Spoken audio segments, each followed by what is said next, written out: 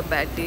నవ్వుతూనే ఉండాలి, ఏం చెప్పొద్దు, కంప్లైంట్ చేయొద్దు. కుమిలిపోతున్న అవినాష్ని గుర్తు చేసుకుంటూ షూట్లో కన్నీళ్లు పెట్టుకుంటూ కుమిలిపోతున్న శ్రీముఖి. అందరికీ తెలిసిన విషయం, ఎప్పటికీ శ్రీముఖి అవినాష్ ఎంత మంచి ఫ్రెండ్షిప్ని కొనసాగించేవారనేది. కానీ ఈ రోజున అవినాష్ ఒకవైపు కుమిలిపోతూ ఉండగా మరొక వైపు శ్రీముఖి కూడా అంతే ఎఫెక్ట్ అవుతుందనే విషయాన్ని రివీల్ చేసుకుంటూ వచ్చింది.